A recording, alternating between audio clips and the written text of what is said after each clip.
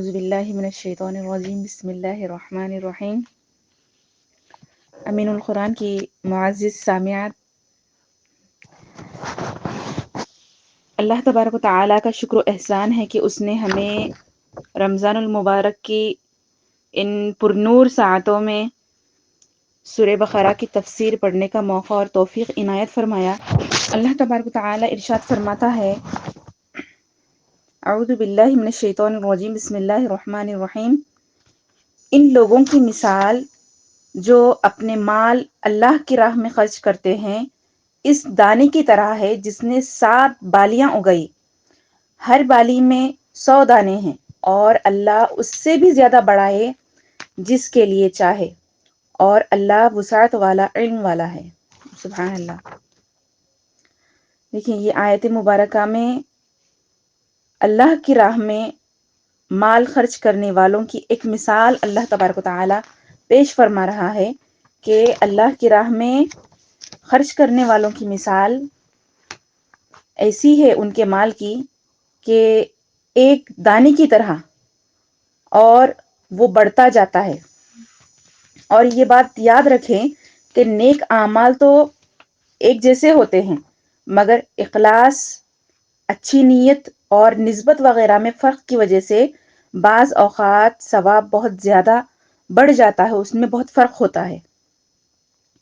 آگے اللہ سبحانہ وتعالی ارشاد فرماتا ہے، وہ لوگ جو اپنے مال اللہ کی راہ میں خرچ کرتے ہیں پھر اپنے خرچ کرنے کے بعد نہ احسان جتلاتے ہیں اور نہ تکلیف دیتے ہیں، ان کا انعام ان کے رب کے پاس ہے اور ان پر نہ کوئی خوف ہوگا اور نہ وہ غمگین ہوں گے۔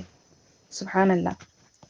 اب یہاں پر صدقہ قبول ہونے کی 2 شرائط اللہ تبارک و تعالی ارشاد فرما رہا ہے کہ صدقہ قبول ہونے کے 2 شرط ہے۔ ایک یہ کہ احسان نہ جتائے، دوسرا یہ کہ تکلیف نہ دے۔ سبحان اللہ۔ دیکھیں، صدقہ دینے کے بعد احسان جتلانا اور جسے صدقہ دیا اسے تکلیف دینا ناجائز اور ممنوع ہے، ایسا نہیں کرنا چاہیے۔ احسان جتلانا تو یہ ہے کہ دینے کے بعد دوسرے کے سامنے اظہار کرے کہ ہم نے تیرے ساتھ ایسے ایسے سلوک کیے، اور یوں اس کا دل میلا کرے۔ اور اسے تکلیف دینا یہ ہوتا ہے کہ اس کو آر دلائے کہ تو نادر تھا، تو مفلس تھا، مجبور تھا، تو نکما تھا، ہم نے تیری خبرگیری کی، اور اس طرح اس پر دباؤ ڈالنا ہوتا ہے، جتلانا اور تکلیف دینا۔ اور اس کا شان نزول یہ ہے کہ یہ آیت مبارکہ حضرت عثمان غنی اور حضرت عبداللہ بن عوف رضی اللہ تعالیٰ عنہ کے حق میں نازل ہوئی۔ حضرت عثمان غنی رضی اللہ تعالیٰ عنہ نے غزوہ تبوک کے موقع پر لشکر اسلام کے لیے 1000 اونٹ ماں ساز و سامان پیش کیے تھے آپ نے، اور عبداللہ بن عوف رضی اللہ تعالیٰ عنہ نے 4000 درہم صدقے کے رسالت مآب صلی اللہ علیہ وسلم کی بارگاہ میں حاضر کیے اور عرض کیا، یہ میرے پاس کل 8000 درہم تھے، نصف میں نے اپنے اور اپنے اہل و عیال کے لیے رکھ لیا اور نصف راہ خدا میں حاضر کیا ہے۔ سید عالم صلی اللہ علیہ وسلم نے فرمایا، جو تم نے دیے اور جو تم نے رکھے اللہ تبارک و تعالی دونوں میں برکت عطا فرمائے۔ تو اللہ تبارک و تعالی خرچ کرنے والوں کی فضیلت یہاں پر بیان فرما رہا ہے۔ آگے فرمایا، اچھی بات کہنا اور معاف کر دینا اس خیرات سے بہتر ہے جس کے بعد ستانا ہو، اور اللہ بے پرواہ علم والا ہے۔ سبحان اللہ۔ یہ دیکھیں کہ صدقہ دے کر کسی کو تکلیف پہنچانے سے بہتر اللہ تبارک و تعالیٰ فرماتا ہے کہ اچھی بات کہہ دینا چاہیے، اچھی بات کہہ دینا یہ بہتر ہوتا ہے۔ یعنی اگر سائل کو کچھ نہ دیا جائے تو اس سے خوش خلقی سے اچھی بات کہی جائے جو اسے ناگوار نہ گزرے، اور اگر وہ سوال میں اصرار کرے یا زبان درازی کرے تو اس سے درگزر کیا جائے۔ سائل کو کچھ نہ دینے کی صورت میں اس سے اچھی بات کہنا اور اس کی زیادتی کو معاف کر دینا اس دیے ہوئے صدقے سے بہتر ہے جس کے بعد وہ سائل کو آر دلائی جائے یا احسان جتلایا جائے یا کسی دوسرے طریقے سے سائل کو تکلیف پہنچائی جائے، تو کچھ دینے سے بہتر ہے کہ اگر نہ بھی دیں تو اچھی بات کریں. یہ اللہ تبارک و تعالیٰ کو پسند ہے. احسان جتلا کر اور تکلیف دے کر صدقات کا ثواب باطل ہونے کی ممانعت اللہ آگے ارشاد فرماتا ہے، اے ایمان والو، احسان جتا کر اور تکلیف پہنچا کر اپنے صدقے برباد نہ کرو. یا ایھا الذین آمنوا لا تبطلوا صدقاتکم بالمن والاذی، برباد مت کرو. کالذی ينفق مالہ رئاء الناس ولا یؤمن باللہ والیوم الآخر، اس شخص کی طرح جو اپنا مال لوگوں کے دکھلاوے کے لیے خرچ کرتا ہے اور اللہ اور قیامت پر ایمان نہیں لاتا، تو اس کی مثال ایسی ہے جیسے ایک چکنا پتھر ہو جس پر مٹی ہے تو اس پر زوردار بارش پڑی جس نے اسے صاف پتھر کر چھوڑا. ایسے لوگ اپنے کمائے ہوئے اعمال سے کسی چیز پر قدرت نہ پائیں گے اور اللہ کافروں کو ہدایت نہیں دیتا. اللہ اکبر. ریاکاری کے طور پر صدقہ کرنے والوں کی مثال اللہ یہ آیت مبارکہ میں پیش کر رہا ہے کہ ان کی مثال ایسی ہے جیسی ایک چکنا پتھر ہے، اس کے اوپر مٹی ہے، بارش آئی اور وہ مٹی ہٹ گئی، پتھر صاف ہو گیا. تو کیا پتا چلا؟ ریاکاری، دکھاوا، دکھانے کے لیے اعمال کا تو ہمیں کیا پتا چلا کہ ریاکاری اور دکھاوے سے اعمال کا ثواب ختم ہو جاتا ہے، اعمال کا ثواب باطل ہو جاتا ہے. اور جو اعلانیہ اور پوشیدہ دونوں طرح کے صدقات کو کرنے کی اس میں اجازت بھی ہمیں معلوم پڑتی ہے کہ دو بھی صدقات ہم کر سکتے ہیں، لیکن اپنی قلبی حالت پر نظر رکھنا، اپنے دل کی حالت پر نظر رکھنا بہت ضروری ہے کہ ہمارا دل جو صدقہ دے رہا ہے وہ کس طریقے کا ہے. لیکن افسوس کہ ہمارے یہاں ریاکاری، احسان جتلانا، تکلیف دینا، یتیموں اور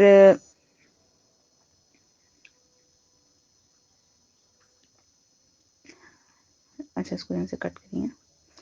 لیکن افسوس کہ ہمارے معاشرے میں ریاکاری، احسان جتانا، تکلیف دینا تینوں بد اعمال کی بھرمار ہے. پیسہ خرچ کر کے اپنے نام کے بینرز لگوانا یا اپنی تصویریں یا خبر چھپوانا عام معمول ہو گیا ہے. یوں ہی اگر خاندان میں کوئی کسی کی مدد کرتا ہے تو زندگی بھر اسے دباتا رہتا ہے، یاد دلاتا رہتا ہے، اور جب دل کرے سب لوگوں کے سامنے اسے رسوا کرتا ہے. یہ نہایت ہی بری چیز ہے. اللہ تبارک و تعالی ایسے صدقے کو اور ایسی حرکتوں کو بالکل بھی پسند نہیں فرماتا. کچھ دیو، فوٹو لیو اور سوشل میڈیا پر ڈال دیے، بالکل نہیں. اللہ فرماتا ہے کہ سائل کو تکلیف نہیں ہونا چاہیے کسی بھی طریقے سے. اور ہمارے بزرگوں کا طریقہ تو ایسا تھا کہ جب آپ کچھ دیتے، صدقہ دیتے، تو نظر بھی نہیں ملاتے کہ کہیں ہماری نظروں کی وجہ سے آگے والا شرمندہ نہ ہونے پائے. تو اسلام بہت ہی پیارا دین ہے، مذہب ہے، اور اللہ تبارک و ہر چیز پر قادر ہے اور کافروں کو ہدایت نہیں دیتا. آگے اللہ سبحانہ و تعالی ارشاد فرماتا ہے، اور جو لوگ اپنے مال اللہ کی خوشنودی چاہنے کے لیے اور اپنے دلوں کو ثابت قدم رکھنے کے لیے خرچ کرتے ہیں، ان کی مثال اس باغ کی سی ہے جو کسی اونچے زمین پر ہو. اس پر زوردار بارش پڑی تو وہ باغ دگنا پھل گیا. سبحان اللہ. وہ باغ دگنا پھل لایا. پھر اگر زوردار بارش نہ پڑی تو ہلکی سی پھلواری ہی کافی ہے، اور اللہ تمہارے کام دیکھ رہا ہے. سبحان اللہ. دیکھیں اس آیت مبارکہ میں رضائے الہی کے لیے، اللہ کی خوشنودی کے لیے صدقہ کرنے والوں کی مثال اللہ تبارک و تعالی پیش فرما رہا ہے کہ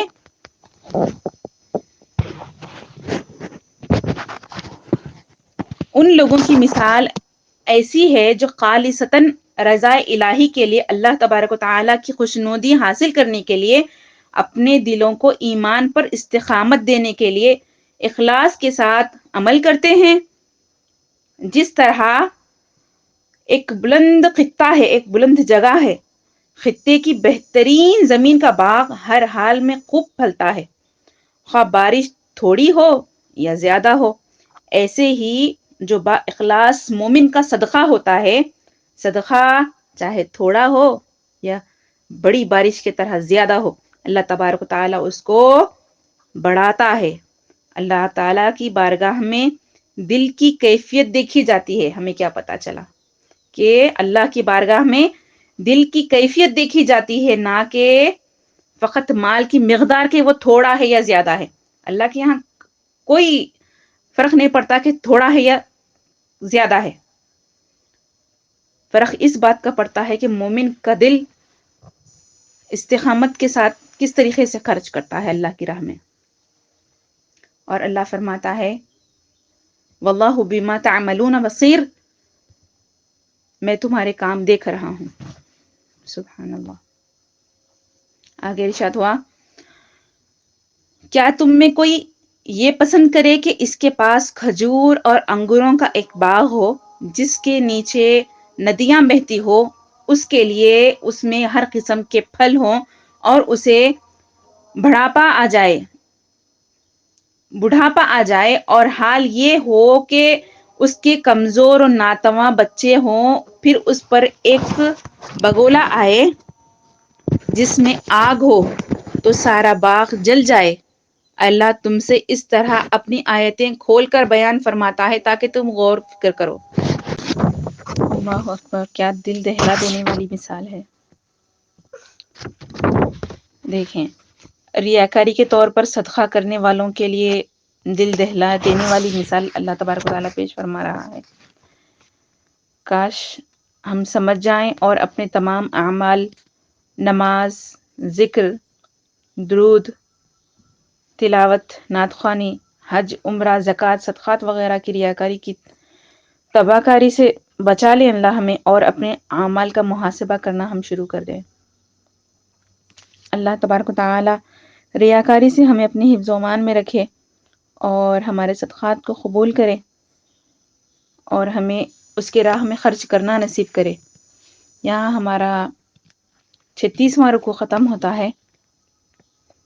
آگے اللہ سبحانہ و تعالی ارشاد فرماتا ہے اے ایمان والو، اپنی پاک کمائیوں میں سے اور اس میں سے جو ہم نے تمہارے لیے زمین سے نکالا، اللہ کی راہ میں کچھ خرچ کرو، اور خرچ کرتے ہوئے خاص ناقص مال دینے کا ارادہ نہ کرو، حالانکہ اگر وہی تمہیں دیا جائے تو تم اسے چشم پوشی کیے بغیر قبول نہیں کرو گے، اور جان رکھو کہ اللہ بے پرواہ حمد کے لائق ہے.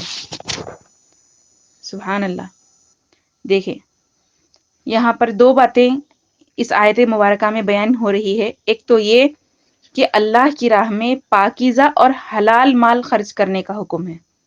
دوسری بات یہ کہ اللہ کی راہ میں ناقص اور گھٹیا مال دینے کی ممانعت بیان ہو رہی ہے کہ بہت سے لوگ خود تو اچھا استعمال کرتے ہیں، لیکن جب اللہ کی راہ میں دینے کی بات آتی ہے تو ناقص استعمال اور گھٹیا قسم کا مال دیتے ہیں. ان کے لیے اس آیت میں عبرت ہے. اگر کوئی چیز فی نفسی ہی اچھی ہے لیکن آدمی کو خود پسند نہیں ہے تو اسے دینے میں حرج نہیں. حرج تب ہے جب چیز اچھی نہ ہونے کی وجہ سے ناپسند ہو. اللہ کی راہ میں عمدہ مال خرچ کرنا چاہیے، نہ کہ گھٹیا مال. اور اللہ بے پرواہ ہے اور حمد کے لائق ہے. اللہ آگے اللہ سبحانہ و تعالی ارشاد فرماتا ہے شیطان تمہیں محتاجی کا اندیشہ دلاتا ہے اور بے حیائی کا حکم دیتا ہے، اور اللہ تم سے اپنی طرف سے بخشش اور فضل کا وعدہ فرماتا ہے، اور اللہ وسعت والا، علم والا ہے. دیکھیں، راہ خدا میں خرچ کرنے پر محتاجی سے ڈرنا شیطان کا کام ہے۔ اللہ اکبر۔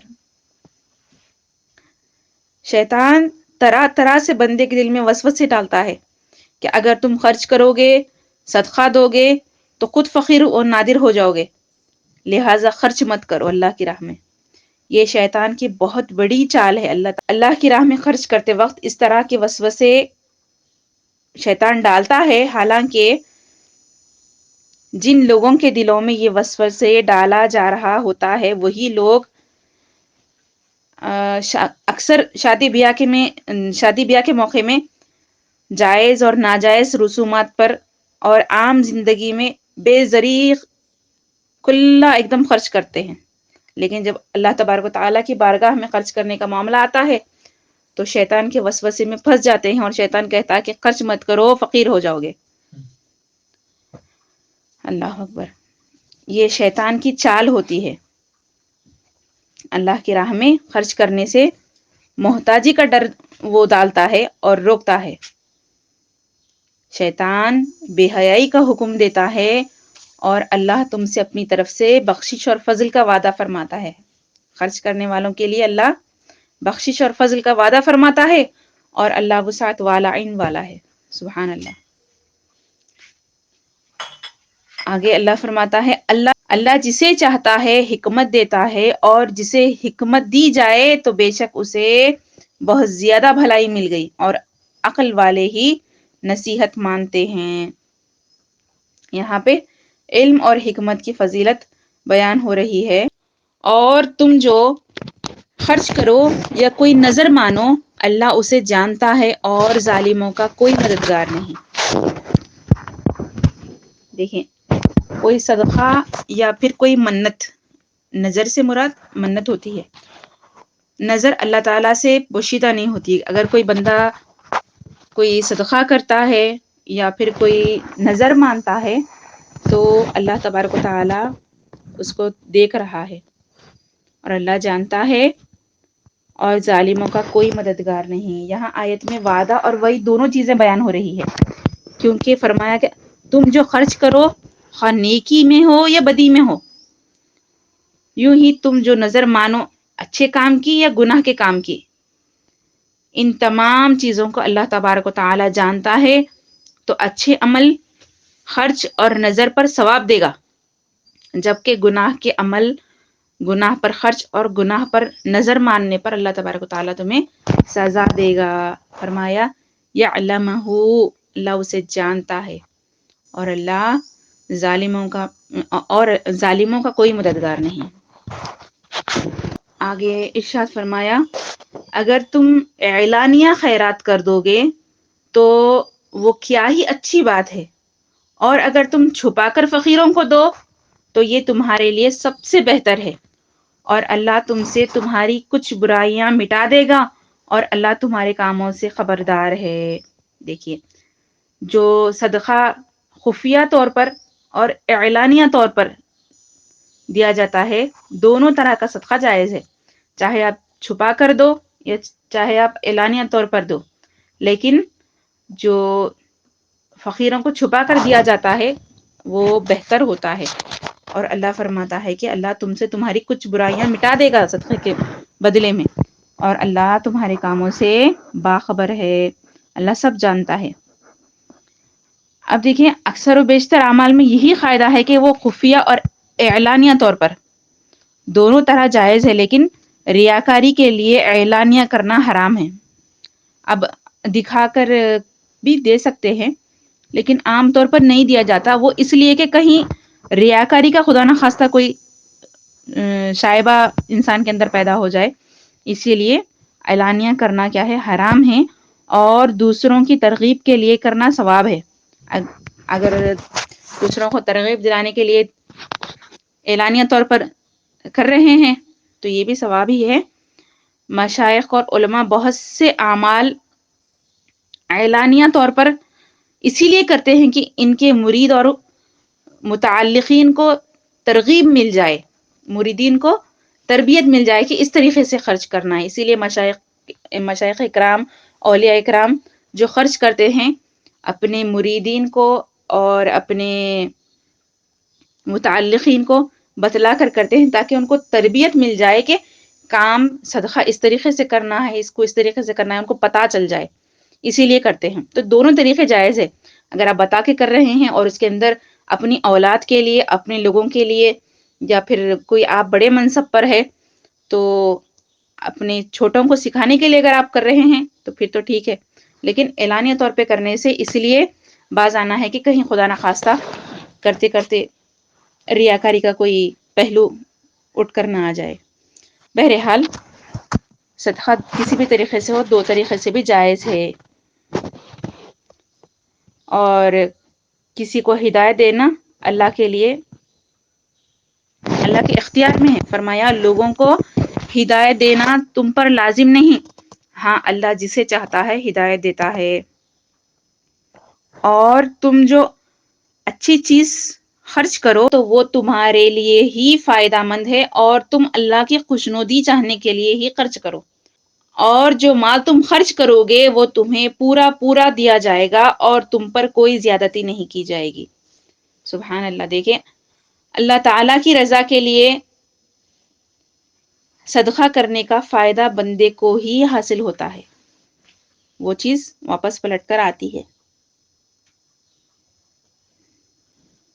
ان فقیروں کے لیے جو اللہ کے راستے میں روک دیے گئے، وہ زمین چل پھر نہیں سکتے۔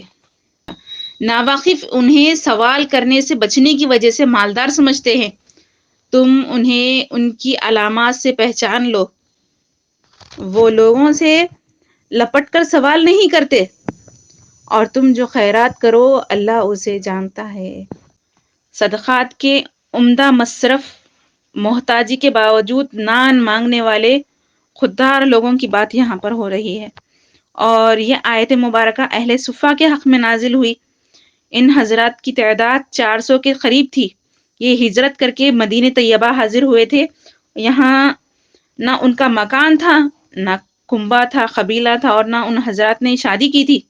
ان کے تمام اوقات عبادت میں صرف ہوتے تھے، رات میں قرآن کریم سیکھنا، دن میں جہاد کے کام میں رہنا، اور شب و روز کا ان کا یہی معمول تھا۔ اللہ فرماتا ہے ان فقیروں کے لیے جو اللہ کی راہ میں روک دیے گئے، وہ چل پھر نہیں سکتے، اور ناواقف لوگ، وہ لوگ سوال نہیں کرنے کی وجہ سے ان کو مالدار سمجھتے ہیں۔ اللہ فرماتا ہے تم ان کو ان کی علامتوں سے پہچان لو۔ دیکھیں انہی حضرات کی صف میں وہ علماء، وہ طلباء، وہ مبلغین، وہ خادمین دین داخل ہیں، جو دینی کاموں میں مشغولیت کی وجہ سے کمانے کی فرصت نہیں پاتے۔ یہ لوگ اپنی عزت و وقار اور مروت کی وجہ سے لوگوں سے سوال بھی نہیں کرتے، اور اپنے غریبی کو چھپاتے ہیں، اپنے فقر کو چھپاتے ہیں، جس کی وجہ سے لوگ سمجھتے ہیں کہ ان کا گزارا بہت اچھا ہو رہا ہے، لیکن حقیقت میں اس کے برعکس ہوتا ہے۔ اللہ تبارک و تعالیٰ اپنے بندوں کی مثالیں بیان فرماتا ہے۔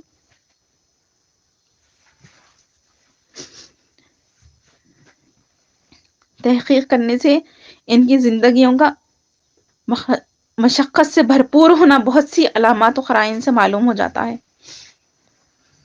اللہ تبارک و تعالیٰ اپنے بندوں کو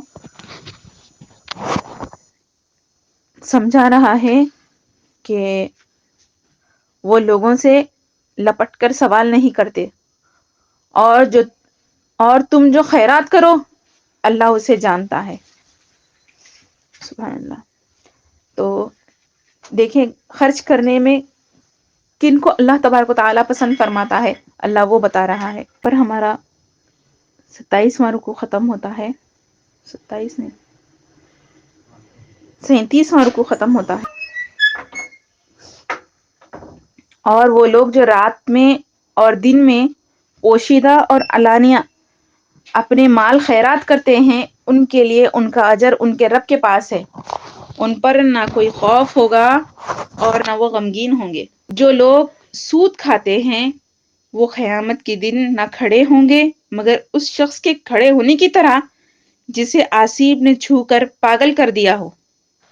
یہ سزا اس وجہ سے ہے کہ انہوں نے کہا خرید و فروخت بھی تو سود ہی کی طرح ہے، حالانکہ اللہ نے خرید و فروخت کو حلال کیا اور سود کو حرام کیا۔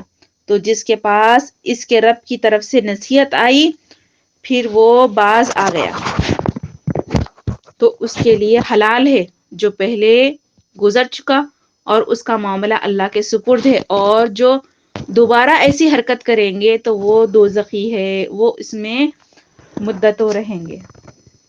اس میں سود کا بیان ہو رہا ہے کہ سود خوروں کا بیان ہے اور ان کا انجام بھی بتایا جا رہا ہے کہ مال کے ذریعے اللہ کا غضب اور جہنم کمانے والوں کے لیے ایک بڑے طبقے یعنی سود خوروں کا ذکر اور انجام یہاں پہ ہو رہا ہے بیان۔ سود خوروں کا وہ شبہ بیان کیا جا رہا ہے جو زمانے اسلام سے پہلے سے لے کر آج تک چلا آ رہا ہے، وہ یہ کہ تجارت اور سود میں کیا فرق ہے۔ دونوں ایک جیسے تو نہیں۔ تجارت میں کوئی سامان دے کر نفع حاصل کیا جاتا ہے اور سود میں رقم دے کر نفع حاصل کیا جاتا ہے، حالانکہ دونوں میں بہت فرق ہے، اور مسلمانوں کے لیے سب سے بڑا فرق یہ ہے کہ اللہ تعالیٰ نے تجارت کو حلال کیا اور سود کو حرام کیا ہے۔ سود کا لین دین چونکہ ایک عرصے سے چلتا آ رہا تھا تو فرمایا کہ جب حکم الہی نازل ہو گیا تو اس پر عمل کرتے ہوئے جو آئندہ سود لینے سے باز آ گیا تو حرمت کا حکم نازل ہونے سے پہلے جو لیا رہا اس پر اس کی کوئی گرفت نہیں ہوگی، اور اس کی معافی کا معاملہ اللہ تبارک و تعالیٰ کے حوالے ہے۔ اللہ نے فرمایا اور یہ بھی کہ سود کو حلال سمجھ کر کھانے والا کافر ہے، اور کیونکہ یہ سود حرام قطعی ہے، کسی بھی حرام قطعی کو حلال جاننے والا کافر ہوتا ہے، اور ایسا شخص ہمیشہ جہنم میں رہے گا، اور جو شخص سود کو حرام سمجھتے ہوئے کھائے تو وہ سخت گناہ گار ہے اور عرصہ دراز تک جہنم میں رہے گا۔ سود بہرحال حرام ہے۔ اللہ تبارک و تعالی ہمیں محفوظ رکھے، ہمارے ماحول کو سود سے پاک کرے۔ آگے اللہ سبحانہ و تعالی ارشاد فرماتا ہے اللہ سود کو مٹاتا ہے اور صدقات کو بڑھاتا ہے، اور اللہ کسی ناشکرے بڑے گناہ گار کو پسند نہیں کرتا۔ دیکھیں اللہ تعالیٰ سود کو مٹانا اور صدقات و خیرات کو زیادہ کرتا ہے۔ آگے فرمایا بے شک وہ لوگ جو ایمان لائے اور انہوں نے اچھے کام کیے اور نماز قائم کی اور زکوٰۃ دی، ان کا اجر ان کے رب کے پاس ہے، اور ان پر نہ کوئی خوف ہوگا اور نہ وہ غمگین ہوں گے۔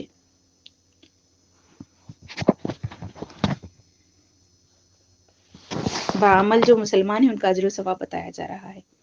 آگے فرمایا اے ایمان والو اگر تم ایمان والے ہو تو اللہ سے ڈرو اور جو سود باقی رہ گیا اسے چھوڑ دو۔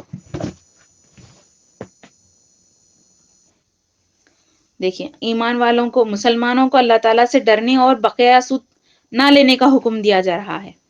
آگے فرمایا پھر اگر تم ایسا کرو گے تو اللہ اور اللہ کے رسول کی طرف سے لڑائی کا یقین کر لو، اور اگر تم توبہ کرو تو تمہارے لیے اپنا اصل مال لینا جائز ہے، نہ تم کسی کو نقصان پہنچاؤ اور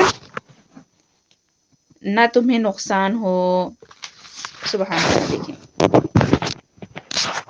سود خوروں کو اللہ تعالیٰ اور اس کے رسول سے جنگ کی شدید وعید اس کے اندر اللہ بیان فرما رہا ہے کہ یہ شدید ترین وعید ہے۔ کس کی مجال ہے کہ اللہ اور اس کے رسول صلی اللہ علیہ وسلم سے لڑائی کا تصور بھی کرے۔ چنانچہ یہ آیت نازل ہوئی تو جن اصحاب کا سودی معاملہ تھا انہوں نے اپنی سودی مطالبات چھوڑ دی اور سود لینے دینے سے توبہ کر لی، لیکن آج کل کے جو ہمارے مسلمان دانشوروں کا یہ حال ہے کہ وہ توبہ کے بجائے آگے سے خود اللہ تبارک و تعالیٰ کو اعلان جنگ کر رہے ہیں گویا، اور سود کی اہمیت و ضرورت پر کتابیں، آرٹیکل اور مضامین اور کالمز وغیرہ لکھے جا رہے ہیں۔ تو یہ خدا نخواستہ اللہ تبارک و تعالیٰ کو چیلنج کرنے کی طرح ہو جاتا ہے۔ اب دیکھیں یہ آیت مبارکہ اگرچہ سود کے لینے کے حوالے سے ہے، سود کے حوالے سے، لیکن عمومی زندگی میں بھی شریعت اور عقل کا تقاضا یہ ہے کہ نہ ظلم کیا جائے اور نہ ظلم برداشت کیا جائے، یعنی ظلم کو ختم کرنے کی کوشش کرنی چاہیے، کیونکہ بعض اوقات ظلم کو برداشت کرنا ظالم کو مزید جری کرنا ہوتا ہے۔ ہاں، جہاں عفو اور درگزر کی صورت بنتی ہو وہاں اسے اختیار کیا جائے گا۔ تو اللہ نے کہا کہ کسی پر ظلم نہ ہو، میں کہ لا تظلمون ولا تظلمون، نہ تم کسی کو نقصان پہنچاؤ اور نہ تمہیں کوئی نقصان پہنچائے۔ ٹھیک ہے، تو اللہ تبارک و تعالی ہمیں ہمارے معاشرے سے سود کو ختم کرے اور لوگوں میں اپنا خوف پیدا کرے۔ ہمیں آگے اس کے بعد والی آیت میں اللہ تبارک و تعالی ارشاد فرماتا ہے، اور اگر مقروض تنگ دست ہو تو اسے آسانی تک مہلت دو اور تمہارا قرض کو صدقہ دینا تمہارے لیے سب سے بہتر ہے اگر تم جان لو۔ دیکھیں، تنگ دست قرض دار کو مہلت دینے اور قرض معاف کر دینے کی ترغیب یہاں پر دی جا رہی ہے۔ فرمایا کہ قرض دار اگر تنگ دست یا نادار ہو تو اس کو مہلت دینا یا قرض کا کچھ حصہ یا پورا حصہ قرضہ معاف کر دینا اجر عظیم کا سبب ہے۔ اس کے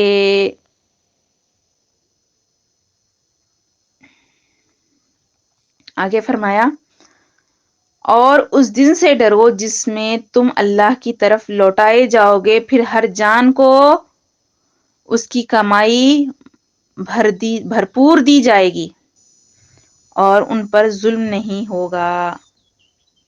سبحان اللہ، قیامت کے ہولناک دن سے ڈرنے کا حکم ہمیں دیا جا رہا ہے کہ وہاں پر ہر جان کو اس کی کمائی بھرپور دے دی جائے گی اور ان پر ذرا بھی ظلم نہیں ہوگا قیامت کے دن۔ اللہ تبارک و تعالی اس دن ہمارا معاملہ آسان فرمائے۔ سبحان اللہ، یہاں پر ہمارے 38 رکوع مکمل ہوئے۔ ہم نے ان رکوع میں پڑھا کہ صدقہ اور خیرات کے بارے میں ہم نے پڑھا، 3 رکوع پڑھے تھے ہم نے، کہ دنیا میں ہی صدقہ و خیرات کر کے اپنی عاقبت سنوار لینے کو اللہ تبارک و تعالیٰ نے ہمیں بتلایا، ورنہ قیامت کے دن کوئی سودے بازی، تعلقات یا سفارش کام نہیں آئے گی۔ اور یہ کہ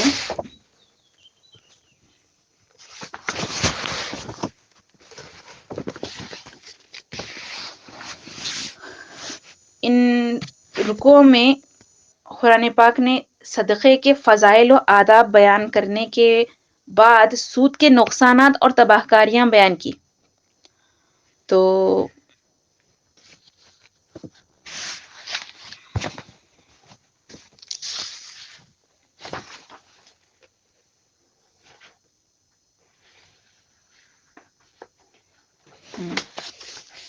دیکھیے،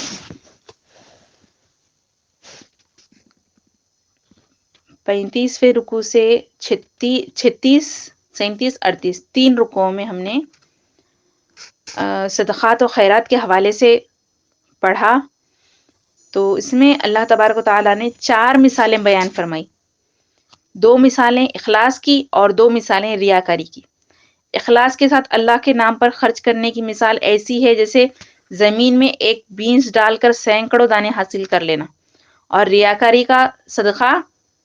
ریاکار کا صدقہ ایسا ہے جیسے چٹان پر غلہ اگانے کی ناکام کوشش کرنا، اور اچھی بات کہنا، درگزر کر دینا ایسی مالی امداد سے بہتر ہے جس میں ریاکاری اور احسان جتلانے کا عنصر شامل ہو۔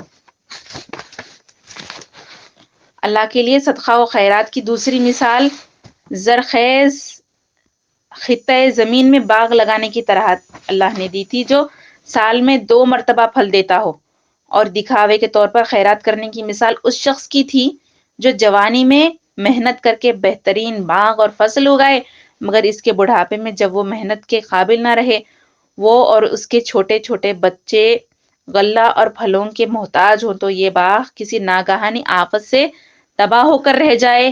اسی طرح ریاکار کا اجر و ثواب آخرت میں تباہ ہو جائے گا اور اسے کچھ نہیں ملے گا۔ تو پھر دوسرا حکم یہ دیا کہ اے ایمان والو، اپنی پاکیزہ کمائی میں سے اور اس میں سے جو تم نے تمہارے لیے زمین سے نکالا اللہ کی راہ میں خرچ کیا کرو، اور اس میں سے گندے مال کو اللہ کی راہ میں خرچ کرنے کا ارادہ مت کرو کہ اگر وہی تمہیں دیا جائے تو تم خود اسے ہرگز نہ لو، سوائے اس کے کہ تم اس میں چشم پوشی کر لو۔